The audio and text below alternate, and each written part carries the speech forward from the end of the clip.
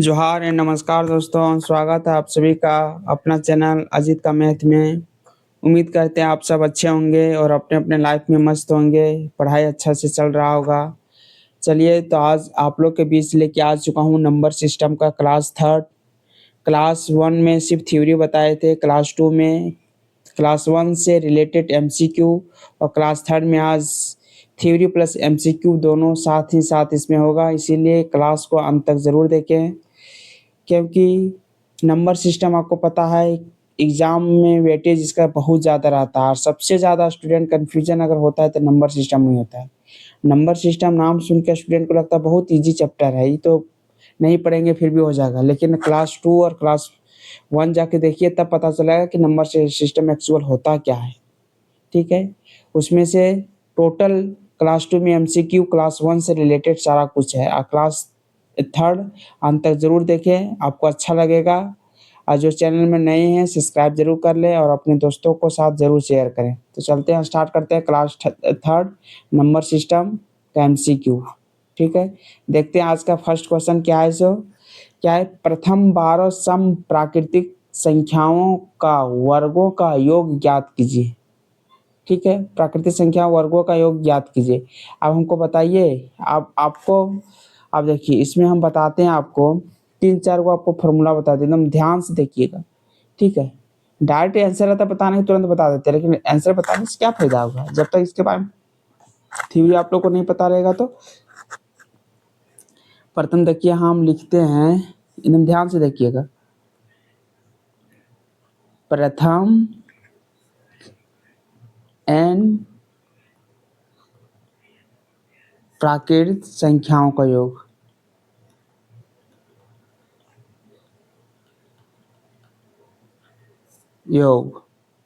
क्या होगा। ठीक है, प्रथम एन प्राकृतिक संख्याओं के वर्गों का योग। ठीक है, प्रथम एन प्राकृतिक संख्याओं के घनों का योग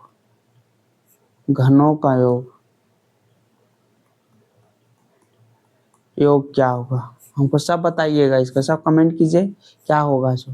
ठीक है, प्रथम एन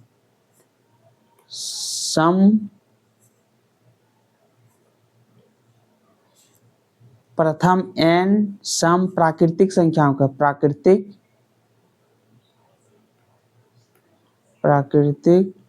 संख्याओं का योग क्या होगा। ठीक है, ये हमको बताइए। प्रथम एन सम प्राकृतिक संख्याओं के वर्गों के योग। ठीक है, प्रथम एन सम प्राकृतिक संख्याओं के घनों का योग। इतना फॉर्मूला पहले बताइए, तो उसके बाद आप लोगों को बताते हैं नेक्स्ट क्या होगा। सो देखिए, विषम संख्या भी बचा हुआ। प्रथम एन प्राकृतिक संख्याओं का योग आप लोग सबको पता होगा, n इंटू n प्लस 1/2 ये होता है। ये सबको पता है, हमको बताइए तो। उम्मीद करते हैं सबको पता होगा। ठीक है, ये सबको पता है। अब प्रथम n प्राकृतिक संख्याओं के वर्गों का योग क्या होगा। प्रथम n प्राकृतिक संख्या वर्गों का योग क्या होता है, जैसे n into n plus 1 into 2n plus 1/6 ये होता है वर्गों का योग। प्रथम n प्राकृतिक संख्या का घनों का योग क्या होता है, n इससे हम होता है formula n into n plus 1/2 होता है, बस एक्स्ट्रा होता है इसमें सिर्फ स्क्वायर हो जाता है। ठीक है, प्रथम n सम प्राकृतिक संख्याओं का योग, सम का क्या होता है n इंटू n प्लस 1 होता है। इसको हम बताए हैं, जाके मेरा क्लास देखिए, इसको हम बता चुके हैं, इसको भी सब बताए हैं हम क्लास में। ठीक है, इसलिए मेरा क्लास हमेशा रेगुलर जुड़े रहिए, आपको सारा कुछ रिवीजन होगा प्लस नया कुछ भी सीखने को मिलेगा। प्रथम n सम प्राकृतिक संख्याओं के वर्गों का योग। वर्गों का योग क्या होगा, इसको ध्यान से देखिए। इसको बहुत किसी को पता नहीं होगा, शायद कमेंट कीजिए अगर किसी को पता होगा। 2n into 2n plus 1 into, यहाँ इंटू हो जाएगा n plus 1, n plus 1 by हो जाएगा 3, ठीक है। और घनों का योग, घनों का योग अगर करेंगे तो होगा n into n plus 1 by 2 का, इसको करेंगे होल स्क्वायर इंटू एक्स्ट्रा में 2 हो जाएगा, ठीक है।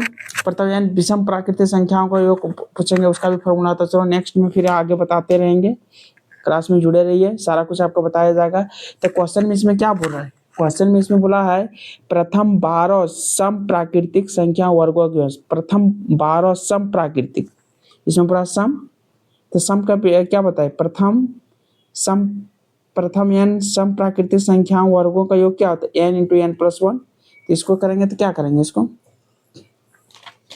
ये वर्गों का योग, ये प्राकृतिक संख्याओं का योग ये था, वर्गों का योग होता है क्या, देखिए तो होता है 2n into 2n plus 1 into n plus 1 by 3, यही होता है।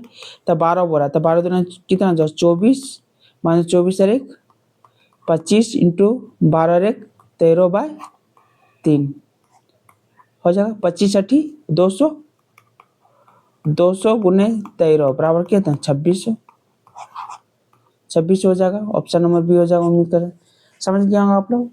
प्रथम n प्राकृतिक संख्या वो योग पूछता था, खाली ये था, लेकिन वर्गों का योग पूछ रहा है। वर्गों का योग यही होता है 2n into 2n plus 1 into n plus 1 by 3, यही फॉर्मूला होता है। समझ गए आप लोग। इसलिए हमेशा इसे सब प्रैक्टिस करते रहिए, हमेशा इसे एग्जाम में आएगा, आप लोग लिख के ले लीजिए, इसे एग्जाम में आएगा। और यही सब क्वेश्चन में स्टूडेंट सबसे ज्यादा कंफ्यूजन होता है। समझ गए आप लोग, उम्मीद करते हैं। चलते हैं नेक्स्ट क्वेश्चन। सारा कुछ दोबारा रिवीजन कर, इतना सारा रिवीजन करवा दूंगा कि आप लोग सारा फॉर्मूला आप लोग टिप्स पे हो जाएगा, ठीक है। चलते हैं क्वेश्चन नंबर देखते हैं। क्वेश्चन नंबर 7 क्या बोल रहा है सर, बोल रहा है निम्नलिखित में से कौन सा कथन असत्य है। कौन सा असत्य, हमको ये पूछा है। प्राकृतिक संख्याओं के संग्रह को प्रतीक n से दर्शाया जाता है, n से दर्शाया जाता है। पूर्ण संख्या प्रतीक को z से दर्शाया जाता है।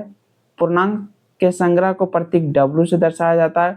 उपरोक्त में से एक से अधिक। आप देखिए, आपको हम बताए थे, अब ध्यान से देखिएगा, हमको ये बताए थे आपको, ध्यान से देखिएगा। देखिए इसी से सारा कुछ आप लोगों का कंफ्यूजन दूर हो जाएगा। हम लिखते हैं संख्या, संख्या क्या आपको बताए थे, देखिए तो संख्या बताए थे 2 टाइप का होता है, दो टाइप को बताए थे। काल्पनिक बताए थे और एक बताए थे जिसको इमेजिनरी बोलते हैं, और एक बताए थे वास्तविक जिसको रियल बोलते हैं, ठीक है, वास्तविक, ठीक है। अब वास्तविक बताए थे फिर कितना टाइप का होता है, वास्तविक बताए थे फिर 2 टाइप का होता है। एक बताए थे परिमेय और एक बताए थे अपरिमेय, बताए थे। और फिर अपरिमेय बताए थे कितना टाइप का, अपरिमेय बताए थे 2 टाइप का होता है। एक पूर्णांक बताए थे, एक पूर्णांक बताए थे और एक दशमलव भिन्न बताए थे। दशमलव भिन्न होता है, ये हो गया। अब पूर्णांक भी, पूर्णांक में क्या बताए थे आप देखिए तो, पूर्णांक बताए थे। पूर्णांक को कैसे डिफाइन किए थे, पूर्णांक बोले थे 2 टाइप से पूर्णांक को डिफाइन किया जाता है, बोले थे। एक पूर्णांक को 2 टाइप से डिफाइन करते हैं। एक पूर्णांक बोलते हैं सम पूर्णांक और विषम पूर्णांक, सम और विषम, ठीक है। एक पूर्णांक को बोलते हैं धनात्मक,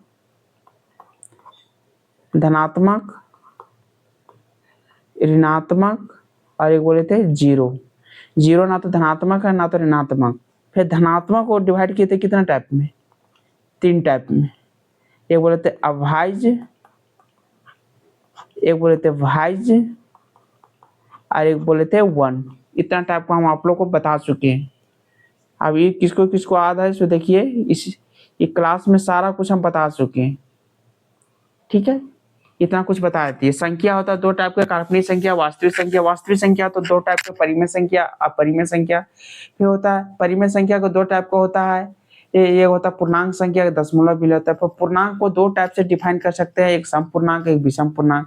और एक पूर्णांक को डिफाइन करते हैं धनात्मक पूर्णांक, ऋणात्मक पूर्णांक, जीरो। फिर धनात्मक को बोलते हैं अभाज्य संख्या और भाज्य संख्या, और एक टू वन। इसमें इतना में डिवाइड कर सकते हैं। अब इसे सारा कुछ आपको बता चुके थे, आपको पता होगा, आप लोग तक यहाँ तक आप लोग पता होगा। अब देखिए, अगर बोला जाता संख्या को किससे डिनोट करते हैं, संख्या में काल्पनिक संख्या को किससे डिनोट करते हैं, काल्पनिक संख्या को बोला जाएगा तो आई से डिनोट करते हैं। ध्यान से देखिएगा, इसको आई से डिनोट करते हैं। अगर वास्तविक संख्या को बोला जाएगा रियल नंबर को आर से डिनोट करते हैं। ठीक है। परिमेय संख्या पूछा जाएगा किससे डिनोट करते हैं, परिमेय संख्या को क्यू से डिनोट करते हैं। ठीक है। आप परिमेय संख्या को बोला जाएगा तो किससे डिनोट करते हैं, पी से डिनोट करते हैं। ठीक है। अब उसके बाद आता है पूर्णांक को डिनोट करते हैं जेड से, पूर्णांक को जेड से डिनोट करते हैं, दशमलव भिन्न को। अब ऐसा इन लोगों का डिनोट का कोई साइन चिन्ह नहीं है। धनात्मक को वो पॉजिटिव रहता है, ऋणात्मक को नेगेटिव रहता है, और सम को जो दो से डिवाइड सम कहता है, जो दो से डिवाइड नहीं होता उसे विषम कहते हैं। ठीक है। इसलिए ईसा का डिनोट करने का कोई साइन नहीं है, लेकिन इतना कहा है काल्पनिक संख्या को आई से, वास्तविक संख्या को आर से, परिमेय संख्या को क्यू से, या परिमेय संख्या को पी से, पूर्णांक को जेड से। इतना प्रतीक चिन्ह है। ठीक है। इसको दिमाग में रखिए। प्लस एक आता है, एक होता है कि प्राकृतिक संख्या किसे कहते हैं। ठीक है। ये जानते हैं प्राकृतिक संख्या, हमको बताइए प्राकृतिक संख्या, प्राकृत संख्या। ठीक है, एकदम ध्यान से देखिएगा। प्राकृत संख्या किसको कहते हैं, जिसको 1 2 3 dot dot dot dot infinity, ये प्राकृतिक संख्या है। आज आज जैसे बोल देंगे पूर्ण संख्या, पूर्ण संख्या मतलब टोटल संख्या पूर्ण हो गया। पूर्ण इसमें नहीं था, क्या नहीं था, जीरो सिर्फ इसमें ऐड कर देगा, 0 1 2 dot dot dot dot infinity तक, ये हो गया पूर्ण संख्या। तो प्राकृतिक संख्या को डिनोट करते हैं एन से। ठीक है। अब पूर्ण संख्या को डिनोट करते हैं डब्ल्यू से। इतना ध्यान में रखिएगा। प्राकृतिक संख्या जो एक से लेकर के इन्फिनिटी तक होता है उसको प्राकृतिक संख्या कहता है। पूर्ण संख्या जिसको 0 1 2 3 से लेकर के इन्फिनिटी तक होता है पूर्ण संख्या कहते हैं। पूर्ण संख्या को डब्ल्यू से डिनोट किया जाता है, अब प्राकृतिक संख्या को एन से डिनोट किया जाता है। ठीक है। अब इतना समझ गए। अब चलते हैं क्वेश्चन पे। देखिए थ्योरी समझने का क्वेश्चन अब कितना इजी लगने लगता है। इसको क्या बोलता है, प्राकृतिक संख्याओं के संग्रह को प्रतीक एन से दर्शाया जाता है। प्राकृतिक संख्या को किसे दर्शाया जाता है, आपको बताइए तो। प्राकृतिक संख्या को किसे दर्शाया जाता है, एन से दर्शाया जाता है। प्राकृतिक संख्या आप तो बताइए जस्ट किसे दर्शाया जाता है, एन से दर्शाया जाता है।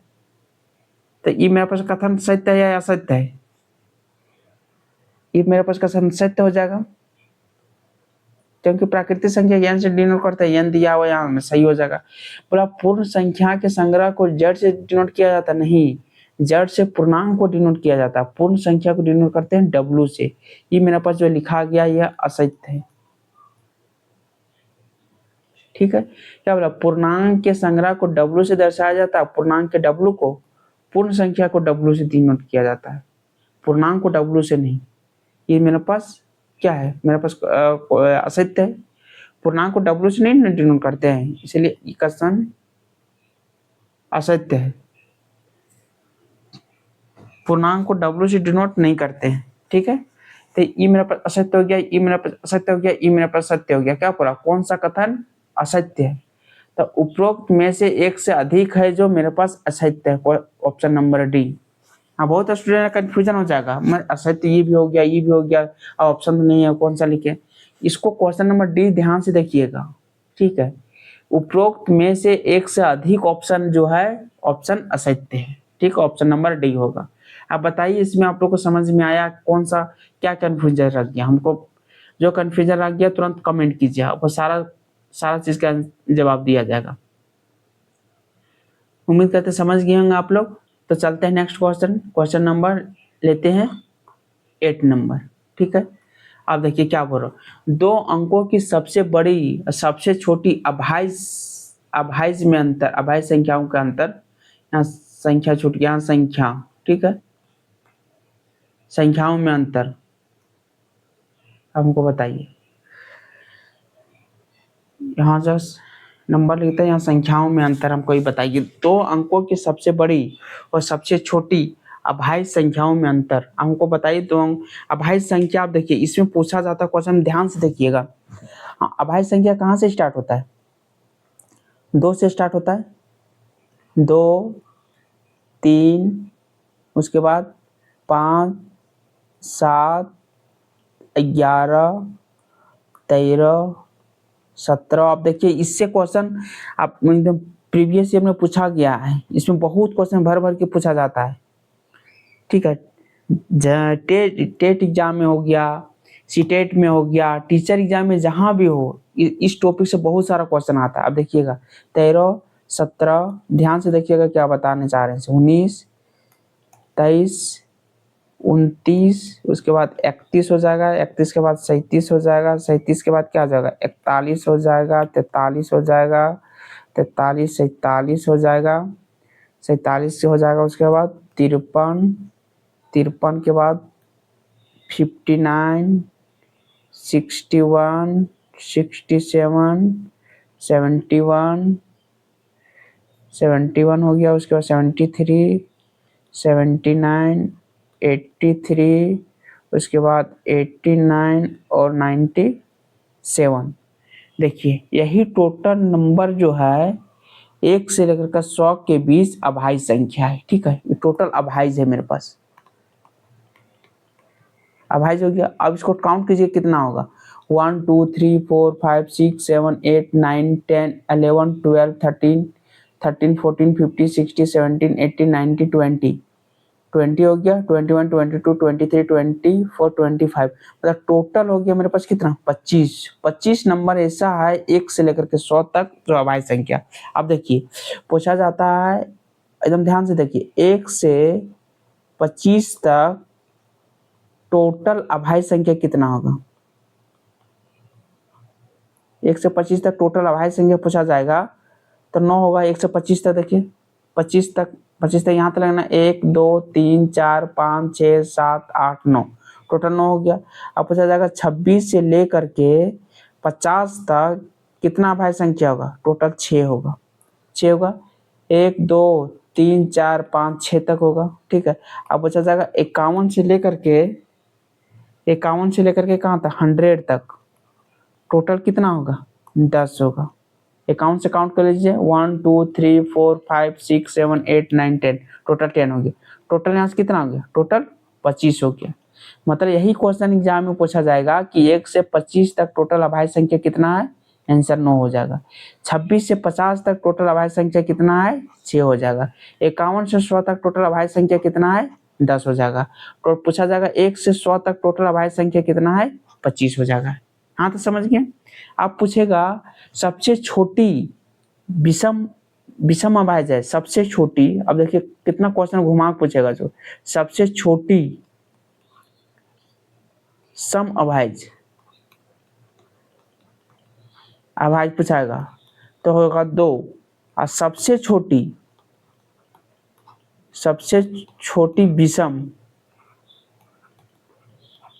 विषम अभाज्य पूछा जाएगा तो क्या हो जाएगा, 3 हो जाएगा। ये समझ गए।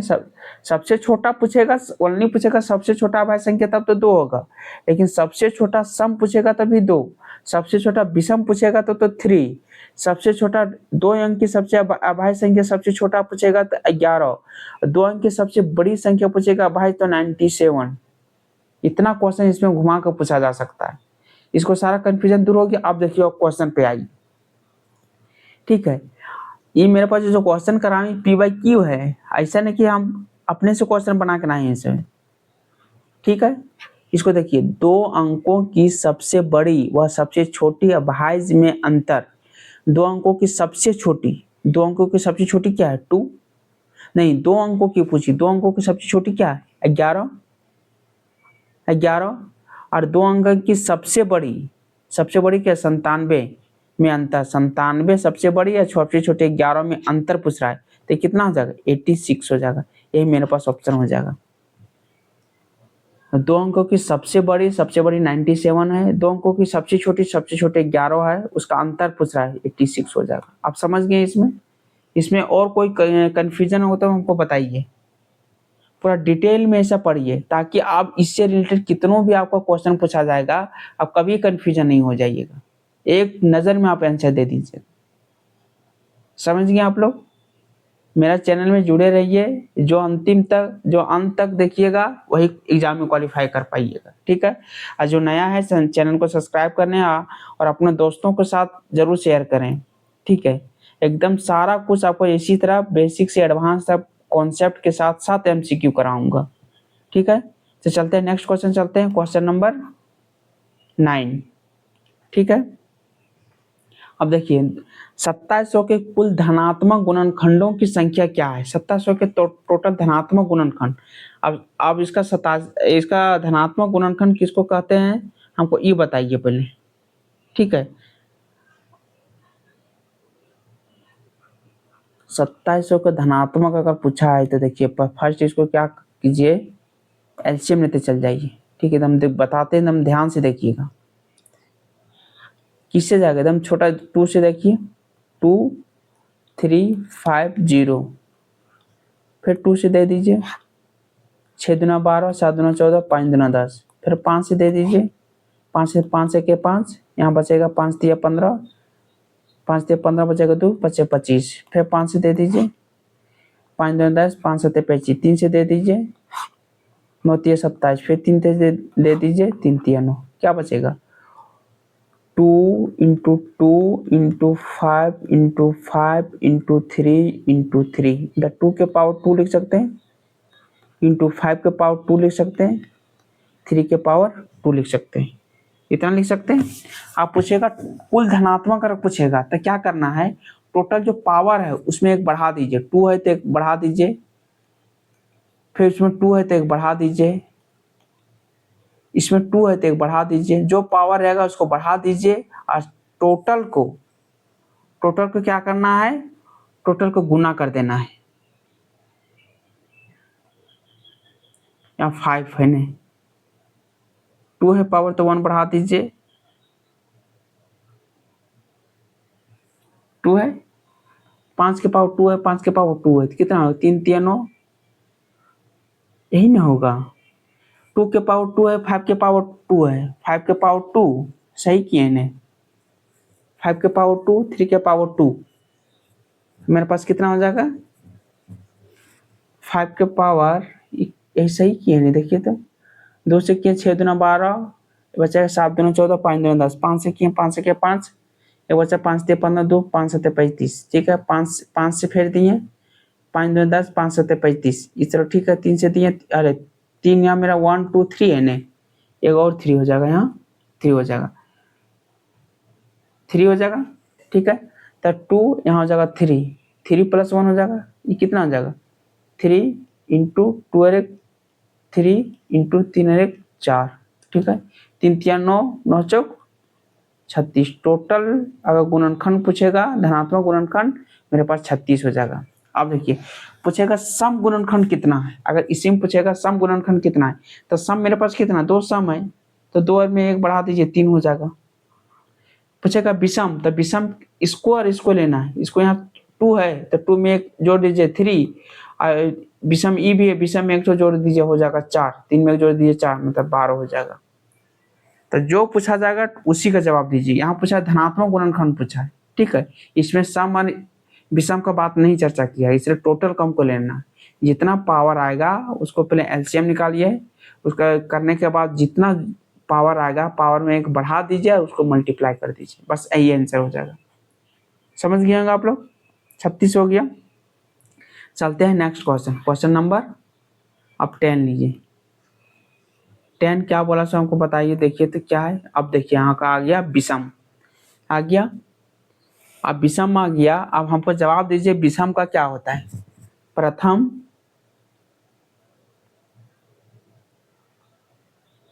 प्रथम n विषम प्राकृतिक संख्या, प्रथम n विषम प्राकृतिक संख्याओं का योग, प्रथम विषम प्राकृतिक संख्याओं का योग। ठीक है, प्रथम एन विषम प्राकृतिक संख्याओं के वर्गों का योग, वर्गों का योग हमको ये बताइए। ठीक है, प्रथम एन विषम प्राकृतिक संख्याओं के घनों का योग, घनों का योग हमको ये बताइए। ठीक है, प्रथम एन विषम प्राकृतिक संख्याओं का योग क्या बताए थे, एन स्क्वायर बताए थे, ये हम बता चुके हैं। अब वर्गों का योग, वर्गों का योग क्या होगा, N into 2n+1 into 2n-1/3, यही होता है एन विषम प्राकृतिक संख्या घनों का योग। और बोला नहीं वर्गों का योग, और घनों का योग पूछेगा होता है एन स्क्वायर इंटू 2n² - 1, ये होता है घनों का योग। ठीक है, संख्याओं का योग n होता है, वर्गों का योग n into 2n+1 into 2n-1/3, और घनों का योग होता है n² इंटू 2n² - 1। ठीक है, तो 1 से लेकर 50 तक विषम संख्याओं का योग। तो हमको बताइए 1 से लेकर के 1 2 3 डॉट डॉट डॉट डॉट 50 तक कितना विषम संख्या है। विषम कहाँ से स्टार्ट होगा, 1 3 5 डॉट डॉट डॉट, विषम कहाँ तक जाएगा, 49 तक जाएगा। तो टोटल 49 तक में कितना विषम संख्या होगा, हमको ये बताइए पहले। ठीक है, इसको निकालने के लिए क्या होगा, 49 में -1 कर देंगे, 49 - 1 कितना का गैप है, दोनों का डिफरेंस 2 का है सब जगह, 2 से डिवाइड कर देंगे +1, 48 बाद चल जाएगा तो हो जाएगा कितना, 24, 24 और 1 25, मतलब टोटल 25 ऐसी संख्या है जो 1 से लेकर के 50 तक विषम संख्या है। ठीक है, तो इसका फॉर्मूला डाट कितना होगा, सम क्या होगा, सम होगा n स्क्वायर, बोले थे n स्क्वायर मीन्स 25 का स्क्वायर मीन्स 625, यही मेरे पास आंसर हो जाएगा। समझ गए, फार्मूला को दिमाग में रखिए, बस फार्मूला देखो, लर्न मत कीजिए, बस प्रैक्टिस करते रहिए, क्वेश्चन जितना हो सके ज़्यादा प्रैक्टिस कीजिए। ठीक है, आप लोग से मेरे चैनल में जुड़े रहिए, इतना क्वेश्चन प्रैक्टिस करा देंगे जो एग्जाम में लगेगा कि तो हलवा है क्वेश्चन सारा। ठीक है, आप समझ गए क्या हो गया, तो चलते हैं देखते हैं नेक्स्ट क्वेश्चन, क्वेश्चन नंबर 11। अब हमको इसका जवाब दीजिए, कौन सा स्टूडेंट इसका आंसर जानते हैं। हमको लगता है ये 1% स्टूडेंट होगा जिसका आंसर जानता होगा। ठीक है, 3 का स्थानीय मान बताइए। अब स्थानीय मान किसी का पता नहीं होगा, स्थानीय मान डेसिमल वाला कैसे निकाला जाता है। स्थानीय मान तो सबको पता है, लेकिन डेसिमल का स्थानीय मान को ये हमको बताइए, तो डेसिमल का स्थानीय मान क्या होगा। ठीक है, हम 2 को स्थानीय मान लेते हैं। ठीक है, इसका हमको जवाब दीजिए, उसके बाद इसका खुद आप लोग का जवाब दे दीजिएगा। ठीक है, हम स्थानीय मान लेते हैं, और क्या है इसमें से 3, हम एगो एग्जाम्पल लेते हैं 4 5 6 3 7। ठीक है, इसका स्थानीय मान हमको बताइए तो, और एगो लेते हैं एक प्लेस वैल्यू, चलिए एगो स्थानीय मान प्लस था। अच्छा ठीक है, डिटेल में बता देते हैं आप लोग को। स्थानीय मान 2 टाइप का। ठीक है, इसमें होता है, हम एग्जाम्पल लेते हैं 4 5 6 3 7 लिखे थे, और लिखते हैं 4 5 पॉइंट। ठीक है, 3 2 4 1। ठीक है, प्लेस वैल्यू, प्लेस वैल्यू। ठीक है, अब हम बोलेंगे 3 का स्थानीय मान क्या होगा। ठीक है, 7 का स्थानीय मान क्या होगा, 7 का 7 होगा। 3 का पूछेंगे तो क्या होगा, 30 होगा। 6 का पूछेंगे तो क्या होगा, 6 का 6 पर कितना जीरो होगा, 00 हो जाएगा। अब 5 का पूछेंगे तो क्या होगा, 5 का हो जाएगा 000 हो जाएगा। अब 4 का पूछेंगे तो 4 का क्या, 4 में 4 टाइम 0 हो जाएगा। ये समझ गए आप लोग। और चलते हैं, आपको ये बताइए डेसिमल के इधर का बताइए, डेसिमल का उधर का बताइए। अगर 5 का स्थानीय मान बोलेगा तो आप इधर से स्टार्ट करते हैं, इधर से पूछेगा तो इसका 5 हो जाएगा स्थानीय मान। ठीक है, और अगर 4 का पूछेगा, 4 का पूछेगा तो 4 के बाद कितना अंक है इधर, 1 0, मतलब 1 0 हो जाएगा। ये हो 4 का स्थानीय मान। ठीक है, अब अगर इसी तरह पूछा जाएगा 3 का, 3 का कितना हो जाएगा, इधर कितना है, इधर 1 डेसिमल है, मतलब 0.3 हो जाएगा। 2 में पूछा जाएगा तो कितना है, इधर 2 अंक हो जाएगा तो कितना हो जाएगा, 0.02 हो जाएगा। तो 4 का अगर पूछा जाएगा, 4 का तो क्या हो जाएगा, पॉइंट कितना हो जाएगा, 1.2, मतलब हो जाएगा 0.004 हो जाएगा, 0.004 हो जाएगा।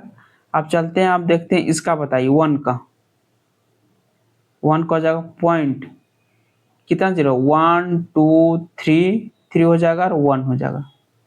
1 2 3 है तो 1 2 3 दिए, 1 2 है तो 2 दिए, ये हो गया प्लेस वैल्यू। ठीक है, अब इसी तरह हमको इसका जवाब दीजिए कि इसका कितना होगा। हमको इसका पूछा गया आंसर, अब इसका हमको जवाब दीजिए। अब ये समझ गए कैसे स्थानीय मान निकाला जाता है, तो इसका आप जवाब दीजिए क्या है।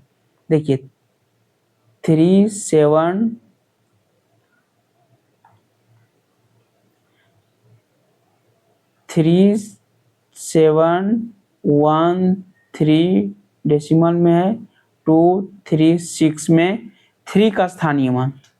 ठीक है, 3 का स्थानीय मान, यहाँ 3 कितना हो जाएगा, इसके 3 निकालने के लिए क्या हो जाएगा, 3 पर 1 2 3 0 हो जाएगा, 1 2 3 0 हो जाएगा, प्लस इसमें क्या होगा, ओनली 3 हो जाएगा, प्लस यहाँ 3 निकलने के लिए क्या होगा, 0.03, एक अंक के बाद है तो एक 0 के बाद 3 हो जाएगा। अब इसको ऐड कर दीजिए, ऐड करेंगे कितना आ जाएगा, 3003.03, यही मेरे पास आंसर हो जाएगा।